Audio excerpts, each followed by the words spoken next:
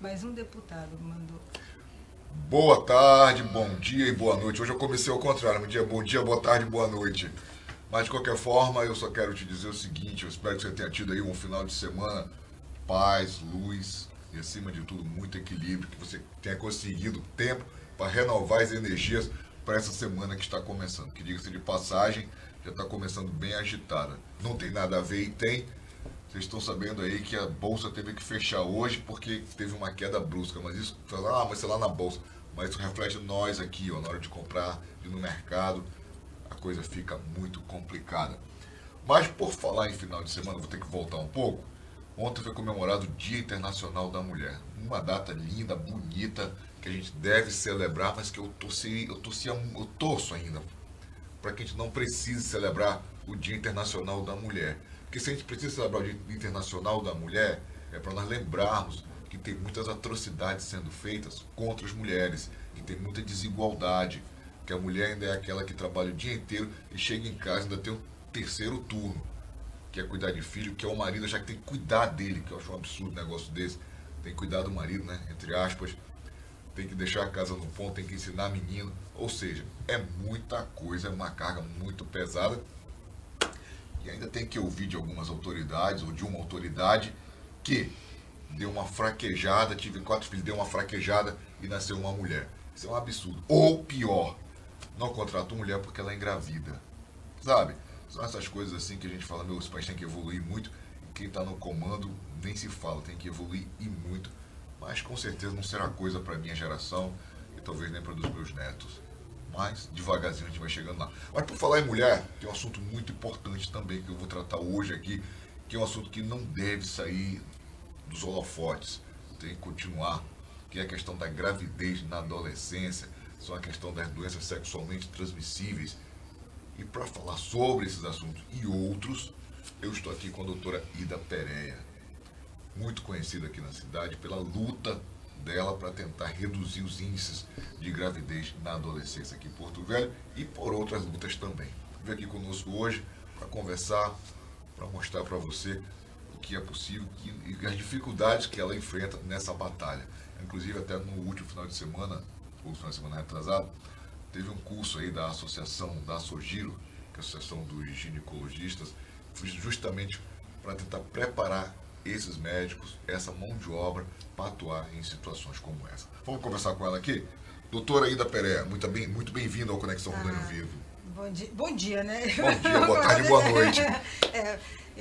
Bom, não importa a hora que você vai nos ver, então bom dia, boa tarde, boa noite, né? Porque isso fica no ar, né? Fica. Isso, pronto. Então, bom dia, Ivan, é um prazer estar aqui. E ontem, no Dia Internacional da Mulher, esse final de semana, nós, a Associação de Ginecologia e Obstetrícia, comemorou justamente numa ação que para nós é a meta da nossa gestão à frente da associação, certo, que é reduzir a mortalidade materna 30 por 100 mil, que é a meta a meta do desenvolvimento sustentável. Para 2030, o Brasil ter uma mortalidade materna na razão de 30 por 100 mil, sendo que a gente chegou em 2015 com 60 por 100 mil e tivemos um aumento ao invés de reduzir, né? Então precisamos agir realmente com isso. Então o curso foi um curso de anticoncepção com adesão maciça dos ginecologistas, era só ginecologista. Foram 42 ginecologistas de todo o estado que nós estivemos reunidos durante um dia e meio para tratar desse assunto. E no dia 30 de maio estaremos reunidos outra vez para tratar novamente desse assunto, porque nós consideramos que reduzir a quantidade de gravidez não planejada desse país é a melhor, maior e mais eficaz estratégia para reduzir a mortalidade materna, reduzir a gravidez não planejada em adultos e principalmente em adolescentes. Aquela gravidez inoportuna, que não estava no momento ideal. É isso que nós precisamos. Nós queremos que as mulheres tenham filhos. E para isso, nós queremos ajudar as mulheres a planejá-los. A senhora falou que a média é 30 por 100 mil de... É mais. Não, assim, no mundo, a média do mundo é 66 por... De cada 1.000 adolescentes, 66 engravidam. Mas isso no mundo, considerando o mundo inteiro, Europa, África e tal. No Brasil é 68, um pouco mais. Na verdade, desculpa, no mundo é 48. Na América Latina, 66 e no Brasil 68, um pouco maior do que a América Latina e Caribe. Né? E se você trouxer o recorte para a região norte, aqui é a região que tem gravidez. Aí estamos falando de adolescência mesmo, né? A taxa é maior do que no restante do Brasil. Quando a gente vem para Rondônia, a taxa é menor do que a região norte, mas ainda é maior do que no Brasil. Então eu fico imaginando que é possível a gente ficar melhor do que o Brasil, inclusive.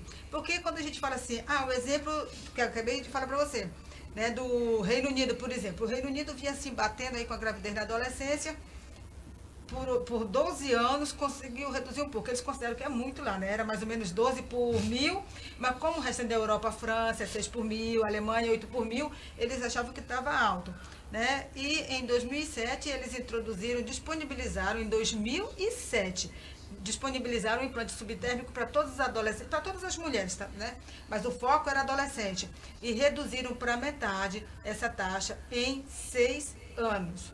Em 6 anos, né? Isso em 2007. O Uruguai tinha o mesmo problema. Aí a gente fala assim, mas a Europa é diferente, a Europa é diferente. Olha, lá tem pouca gente, mas o Brasil é uma federação. Cada estado é um núcleo, pode fazer as políticas para o seu próprio estado, mas só fica esperando aquilo que vem do Ministério da Saúde. Não, o Ministério da Saúde dá uma diretriz e o estado pode, né, criar a sua própria política, estabelecer as suas prioridades. O Uruguai é um país daquele tamanho. Em 2016 estava se batendo aí com... Né, em 2009 eles tinham uma taxa quase igual à nossa. E aí eles construíram uma política, né, que inclui educação sexual nas escolas, que inclui a revinculação dos adolescentes de fora da escola, mas que principalmente em 2016 eles tomaram a decisão de incluir o implante subdérmico para os adolescentes na rede. Em 3 anos, eles reduziram 32%. E aí eu quero dizer para você e para os nossos fazedores de política, nossos construtores de política, que dizem que não existe evidência de que o Implanon é bom para adolescente, bom, pode não ser para nossa, né? Agora aqui no ano de 2020 não é. Mas para adolescente inglesa, para adolescente britânica, por exemplo, ele é bom desde 2007, ou seja, mais de 10 anos atrás. E foi bom também para as uruguaias, só para ficar aqui mais perto de nós. Nós levamos, aqui em Rondônia, com toda essa luta, nós levamos 12 anos para reduzir a gravidez na adolescência em 33%. 12. O Uruguai conseguiu isso em 3. Então, a gente tem que copiar o modelo. Não adianta ficar inventando muita moda. É lógico que a gente faz o que pode com o que tem. Mas nós, médicos, nós, técnicos, nós, os cientistas que trabalham, os pesquisadores, nós temos que saber que existe algo mais que nós podemos fazer.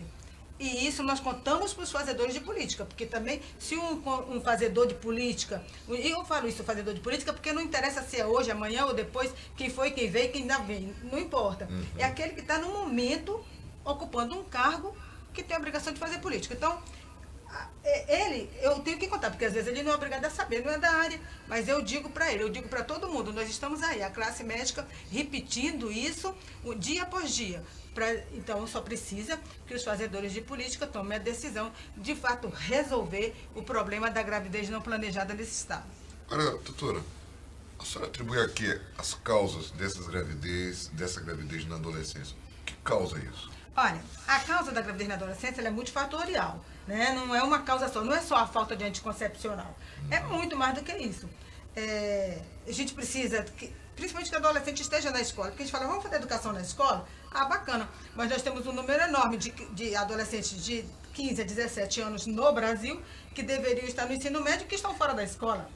Ou que estão na escola, mas não estão no ensino médio, estão ainda no ensino fundamental, ou seja, com defasagem de idade série escolar. Então, eu tenho que fazer educação sexual na escola, que isso foi uma coisa que o Uruguai fez bem. Então, considera que as que estão na escola e vou fazer também fora da escola, para aquelas que estão fora, para não ficar... Porque aqui está fora da escola, as estatísticas mostram que ela corre mais risco de engravidar do que aquela que está dentro da escola. Porque estar na escola, estar ocupado, ter um projeto de vida, ela retarda a iniciação sexual e ela também protege a menina de gravidez. Eu estou falando isso em termos estatísticos, né? Que estudar é como se fosse uma camisinha, não é isso que eu estou dizendo. Estudar não é anticoncepcional, estamos falando de modelo estatístico. Então, uma menina que está na escola, se ela não tem defasagem de idade séria escolar, uma menina de 16 anos que está na escola, no ensino médio, ela deveria estar aí no 2º ano do ensino médio, o risco de ela engravidar é quase igual, é muito semelhante à de uma menina americana, que também não é um grande exemplo, porque lá nos Estados Unidos é 23, se você considera que na Europa a média é 6, lá eles também estão ruins, mas estão muito melhores do que nós, que temos aí uma taxa de 68. E assim, é muito semelhante com uma tendência de queda. Ou seja, se a menina ela tem a mesma condição de uma menina europeia, por exemplo, o risco de ela engravidar também se assemelha. Da mesma forma que morrer de parto. Tudo é mulher, mas se uma pessoa tiver uma gestação e um parto aqui, o risco de ela morrer do parto é 65 por 100 mil. Se ela for fazer o pré-natal e parir lá no Canadá, por exemplo, o risco de ela morrer de parto é de 6 por 100 mil. Entendeu? Então, é a condição, né? É a condição, são vários fatores. Agora, seguramente, mesmo nos países que oferecem educação sexual de qualidade, todas as meninas estão na escola, como é o caso do Reino Unido que eu lhe falei, ainda assim, a gravidez só veio para aquela taxa que eles consideram aceitável, depois que incluíram todos os métodos contraceptivos na rede. Então, ter métodos, ter um leque de contraceptivo de longa ação, porque não adianta querer evitar gravidez com comprimido para adolescentes, que isso é bobagem, está mais do que comprovado, nem para adulto. A taxa de gravidez não planejada no país é 52%. De cada 100 partos que existem nesse país entre mulheres adultas e adolescentes, 52 não foi planejado para aquele momento. Doutora, como é que a gente vai falar sobre educação sexual num país em que falar sobre sexo ainda é um tabu muito grande, em que a sociedade, se você fala, por exemplo, se um professor tenta explicar um pouco mais de uma forma didática, uma forma pedagógica sobre a questão sexual, vem pais protestam, vem igrejas contra. Como é que trabalha isso, doutora? Olha, assim, eu particularmente nunca tive muitos problemas com isso, né? Eu hoje não faço mais trabalho nas escolas, mas já fiz muito. Eu fiz trabalho nas escolas aqui em 83, né? Então, e eu tive muito pouco problema mesmo com essa coisa dos pais. Mas teve. Quando eu fiz esse trabalho no Carmelo Adulto em 83, um pai foi lá conversar comigo. Um pai. De toda aquela turma de alunos. E aí nós conversamos e pronto, ficou esclarecido. Depois disso eu aprendi. Primeiro a gente chama os pais e diz o que vai fazer, depois a gente faz. Né? E também isso não dá problema. Depois eu fiz em 94, nas escolas também, nunca tive problema. Mas enfim, a questão é que como é que eu posso pedir para o professor ensinar uma coisa que ninguém ensinou para ele? Não é que ensinar a fazer sexo, não, porque isso não precisa não, tá? Não precisa ensinar a masturbar, não precisa ensinar a fazer sexo, não precisa. Todo mundo vai fazer sem ninguém ensinar. O que se ensina é saúde sexual e reprodutiva. Saúde, é isso que se ensina. Se ensina relacionamentos, porque não existe uma política de segurança alimentar. Não existe no país. Mãe, tem que ter segurança reprodutiva, né? Vamos olhar por esse lado? Se comer é tão elementar para que a espécie, as pessoas se mantenham vivas, ter sexo e reproduzir é tão elementar quanto isso, porque se ninguém fizer sexo e não reproduz, se não reproduzir, acaba a gente. Então, é elementar, está na base da pirâmide de Maslow, isso aí. Então, eu tenho que ensinar que, ao contrário das outras funções biológicas, ter sexo, ele é relacional. Né? Eu posso até comer sozinha, certo? Mas eu não posso ter sexo sozinha, as pessoas não podem. Então, é uma função biológica básica, mas ela tem essa peculiaridade, ela é relacional. Então, ela precisa que as pessoas trabalhem os relacionamentos. Essa capacidade de se relacionar, o empoderamento de meninos e meninas para fazer a opção sobre o seu relacionamento, inclusive de não sofrer violência, de não sofrer coerção, porque a coerção, às vezes, ela é sutil, a coerção sexual. Sim, um homem pode não obrigar uma menina a ter sexo, mas ele pode simplesmente emprestar para ela uma revista erotizante, por exemplo, e depois da menina erotizada fica fácil ter sexo com ela, não fica? Fica fácil. Então, às vezes, a sedução, ela é sutil, né? Você põe para ver um filme pornográfico, ou um filme mais erótico, uma adolescente de 12, 13 anos que está explodindo hormônio, ela é erotizada, é mais fácil. Depois fala assim, não, mas ela quis. É claro que quer. Até um adulto, se erotizar, ela quer ter sexo, né? Então, tudo isso precisa ter cuidado, empoderar as meninas para isso, para que elas consigam perceber que a erotização, que ela é passível, que seu corpo é passível de ser erotizado e que ela precisa saber até onde ela pode permitir ou não permitir essa erotização para que ela não tenha uma relação sexual desprotegida e não planejada. Então vai muito além de educação sexual. Não, é educação para a segurança sexual e reprodutiva, é isso. Doutora, teve uma campanha lançada pela ministra Damares, que recebeu muitas críticas de alguns setores da sociedade, que é a abstinência sexual para os jovens e adolescentes. Qual a sua opinião? Olha, eu acho que a frase é linda. Até hoje eu fico pensando, porque eu não pensei nisso antes. Olha que coisa linda. Adolescência primeiro, gravidez depois. Corretíssimo, acho que é isso mesmo. Adolescência primeiro, você mãe, você menina está me ouvindo, acredite nisso, olha. Adolescência primeiro, gravidez depois. Isso dá uma sorte na vida. Então, eu acho que isso está perfeito, isso é muito bacana. Nós médicos, né, que estamos aí na lida diária com as meninas, né, independente de religião, porque eu sou uma mulher crente, sou batista, né, mas independente disso, eu como médica, como cientista, como técnica, eu tenho que compreender a realidade. Então, é bobagem assim, a gente imaginar que a abstinência sexual é uma boa estratégia, é um pouco fora da realidade. Mesmo nos lugares onde tiveram bons resultados, as políticas de redução de gravidez na adolescência, a abstinência não foi uma estratégia. Né? Não foi uma estratégia. A estratégia é empoderar as meninas para que elas decidam quando terão atividade sexual. Essa é a estratégia. E normalmente quando a garota é empoderada, quando ela está na escola, quando ela tem capacidade de decidir, quando ela compreende isso, quando se conversou sobre isso com ela, e isso é que é educação para a sexualidade, né? Quando se conversou sobre isso, ela tem capacidade de tomar essa decisão. E se eu vou ter relação sexual agora, ou daqui a 1 ano, ou daqui a 2, isso está no meu plano de vida e eu preciso procurar uma ajuda, então, para me proteger de gravidez. A menina que corre mais risco de engravidar, Ivan, é aquela que pensa que não vai ter relação sexual. Aquela que acredita que não vai ter, ou que a mãe acredita. Quando a menina que chega aí com 13, 14 anos, que a mãe fala assim, não, mas ela é uma criança, ela brinca de boneca.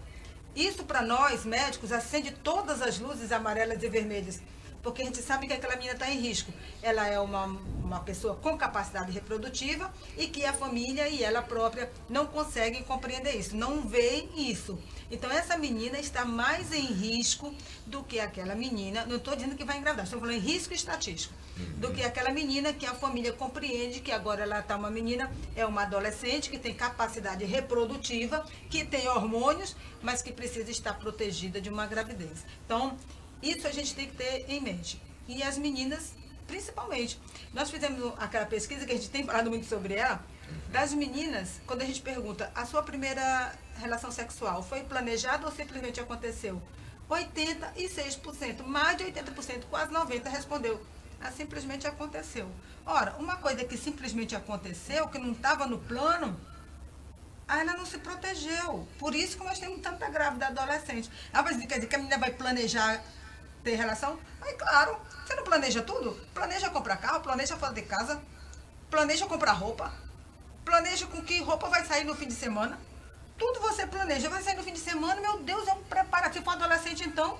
É 3 dias preparando a roupa, o brinco, e é só um fim de semana, você vai lá e volta.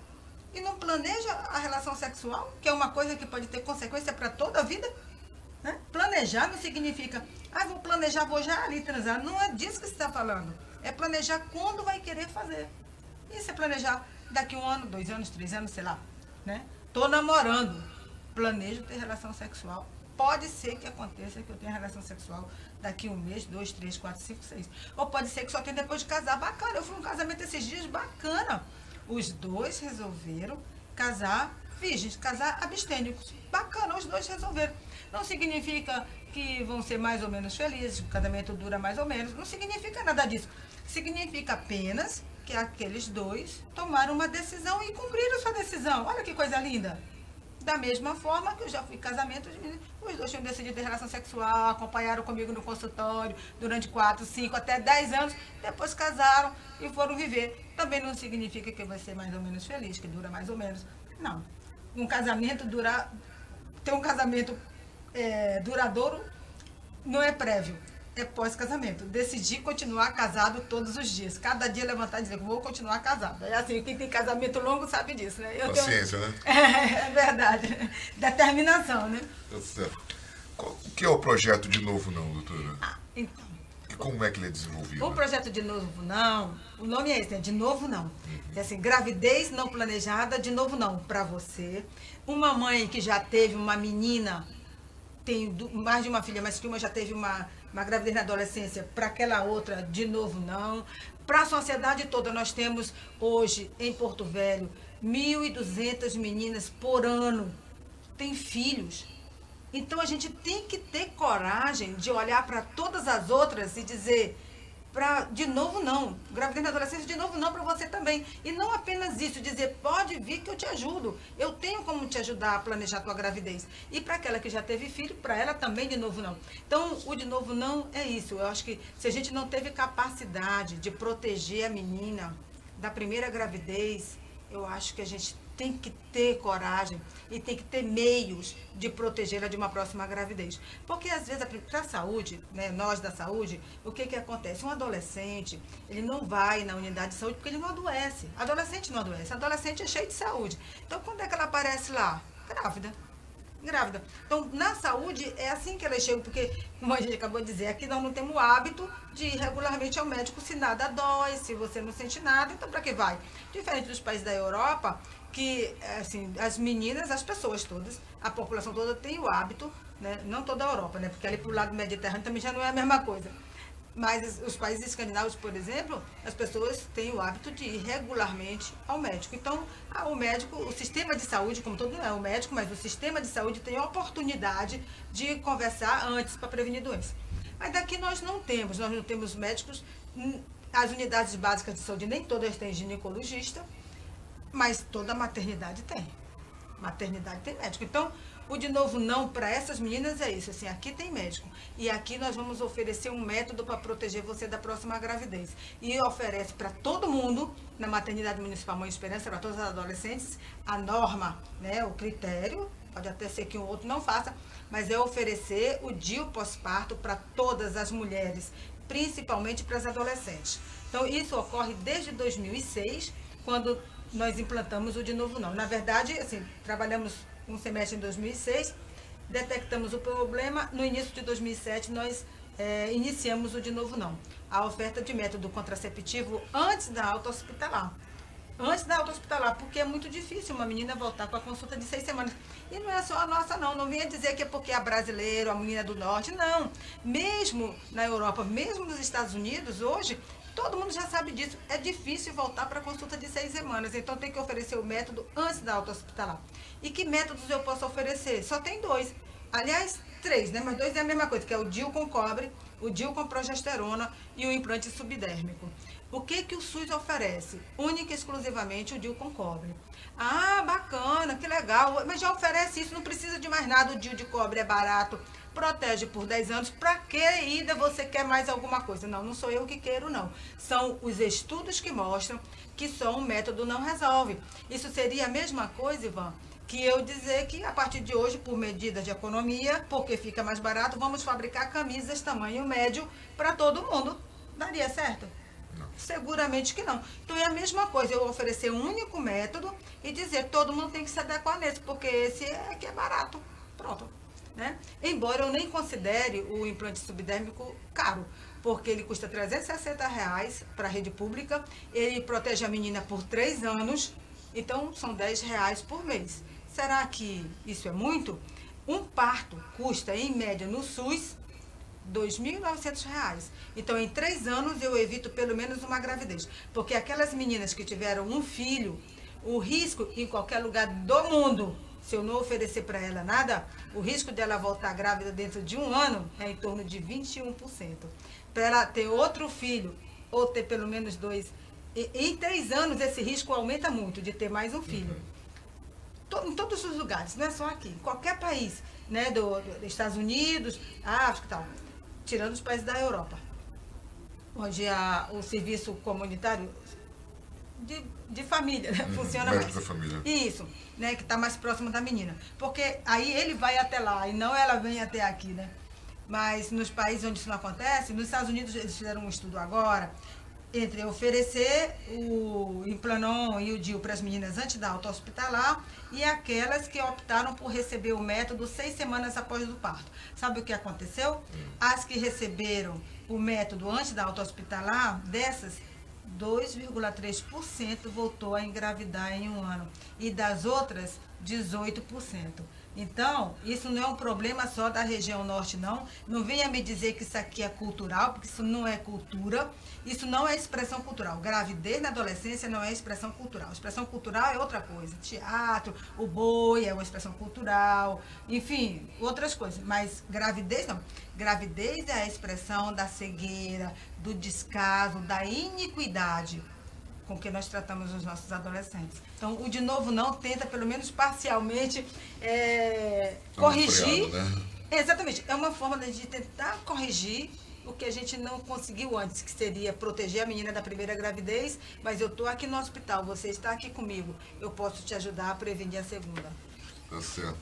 Doutora, a gente está falando sobre sexo na adolescência, gravidez na adolescência, esse bojo todo e as doenças sexualmente transmissíveis.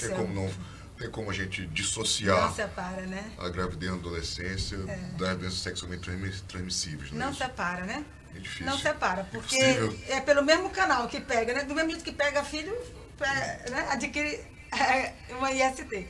Então, não separa. E só para pegar o gancho, porque alguém me perguntou isso esse final de semana. Ah, mas se você proteger as meninas de gravidez, não vai aumentar as ISTs, não vai, porque elas aí vão achar que pode transar. Existe uma fantasia tão grande com relação a isso, como se a adolescente fosse assim, agora eu posso não engravidar ou transar por aí. Não, quem vai transar vai com proteção, sem proteção, enfim, né? Então, não. E aí até o exemplo que eu dei foi, olha, a sífilis, por exemplo, teve uma recrudescência enorme no Brasil, né? E está todo mundo usando Implanon? Ou DIU? Não. Menos de 0,01% da população usa Implanon. E mais ou menos uns 2% da população usa DIU. Então, proteger de gravidez não significa que vai aumentar a IST. O que aumenta a IST é o sexo desprotegido. E se ela estivesse se protegendo, não estava engravidando, concorda? Então, né? E nós temos aí a pesquisa que a gente fez também no ambulatório de adolescentes. O grande problema, Ivan, e para quem está me ouvindo, é porque muitas ISTs, elas são assintomáticas. Então a pessoa não procura ajuda. Mas eu posso ter uma doença. Se eu não tenho sintoma, então eu não tenho doença. Não, você não tem sintoma, mas você vai ter sequela. E sai transmitindo para outras pessoas, né? Se uma pessoa é saudável, pode até não ter sintoma, e até não ter sequela, nem todo mundo vai ter sequela, mas a maioria terá, e sai transmitindo para outras pessoas. Então, na nossa pesquisa lá, a IST mais prevalente foi ureaplasma, que é uma doença que quase ninguém nem fala. Ela não dá sintoma, ela é assintomática, mas ela pode dar parto prematuro, ela pode dar bebê de baixo peso, pode causar infecção e pode deixar a pessoa estéril. A segunda mais frequente foi a clamídia, 23% de todos os adolescentes sem queixa deu positivo para a clamídia. Isso é muito mais alto do que a média nacional, porque o estudo nacional deu 15%, então a nossa média é muito mais alta, justamente por isso, porque é uma doença sem sintoma e que não se rastreia no Brasil, né? A gente só faz o tratamento sindrômico. Já a gonorreia, a taxa foi muito mais baixa, muito mais baixa, né? Menos de 3%. Muito baixa. Por quê? Porque a gonorreia no sexo masculino, ela dá sintoma, normalmente. Embora nas mulheres ela possa passar sem sintomas, né? E aí o homem, quando ele tem sintoma, ele procura médico, trata, o que acontece? Quebra a cadeia de transmissão, né? Que é uma forma importante de você impedir a disseminação. É rastrear, diagnosticar, tratar o doente. O que você quer com isso? Tratar essa pessoa e quebrar a cadeia de transmissão. Pronto. Isso é epidemiologia. É assim que a gente tem que abordar. Então, a infecção sexualmente transmissível, depois a gente tem assim um número enorme de bolsa rota, prematura, né, de amniorrex prematura, bebê prematuro, mas não sabe por quê. Aparentemente, a menina estava tudo bem, aquela gravidez estava tudo bem, e é uma doença assintomática que tem uma repercussão enorme naquela gestação e no futuro reprodutivo das mulheres, porque ela pode dar, mesmo que não tenha sintoma, ela deixa sequela na trompa, ela obstrui as trompas. E depois, quando a menina vai querer ter filho, a mulher aí chegou lá com seus 25, 30 anos, decide que vai ter gravidez e não consegue. Né? Tá tudo funcionando direitinho, cadê a gravidez? Por causa de uma doença assintomática que ela teve, não percebeu e que deixou sequela. Tá certo. Deixa eu dar um alô aqui para os nossos internautas. A Eliane Regina Frazão. Um abraço, minha prima. Obrigado, hein? O Cupeta aqui. Valeu, Cupeta. Um abraço para você, meu amigo. O Fernando Aguiar. Bom dia, Rondônia. Direto dos Estados Unidos. Obrigado, Fernando. Alô para a cidade de Buritis. Amanhã, na terça-feira, a população estará fazendo uma denúncia coletiva no Ministério Público, denunciando o descaso e as com a gravidez da adolescência. Quem dera. Ninguém denuncia isso. Denuncia a rua, denuncia o rio, a ponte. Ninguém faz uma denúncia pública com relação à gravidez na adolescência. E devia. E, pois é, denunciando, inclusive no Ministério Público, denunciando os descasos das péssimas condições das estradas e sinais. Todo mundo se preocupa com estrada, ponte, né? É verdade, doutora.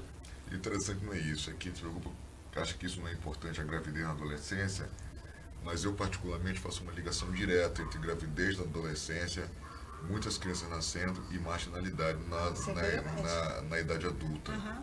Tanto que você vai no presídio, a maioria ali só tem o nome da mãe. Exatamente, filho de mãe adolescente. Não que os adolescentes sejam más e não é. queiram criar seus filhos. É a falta de condição de criar. Né? Exato.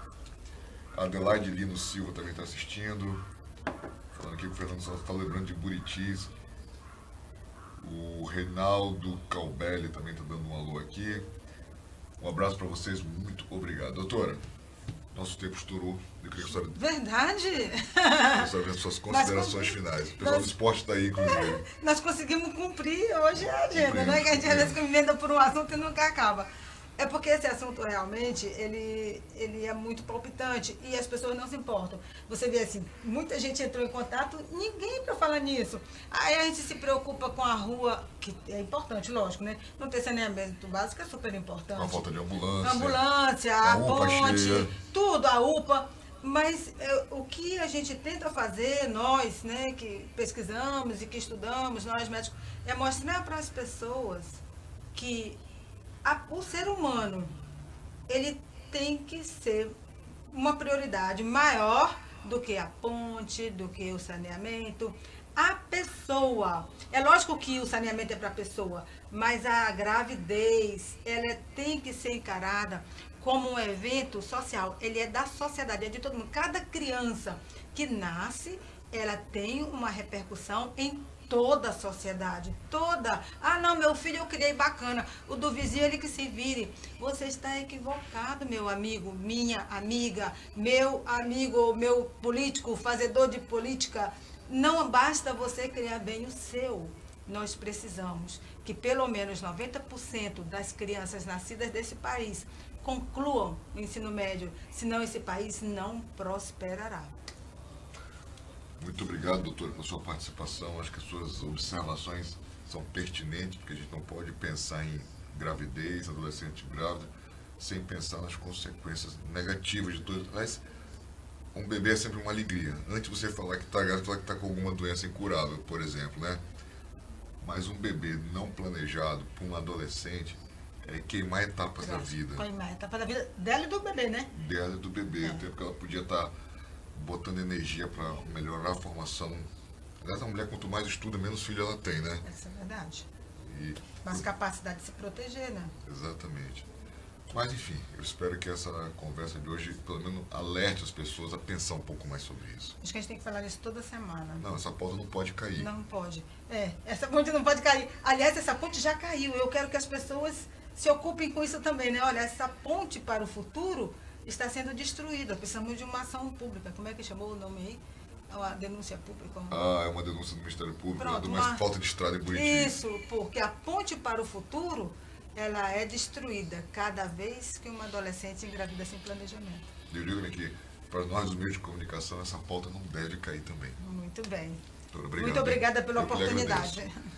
Para você, meu caro internauta, te desejo que você tenha uma semana de muita paz, muita luz. E amanhã nós estaremos de volta, com certeza. Muito obrigado mais uma vez. Até mais.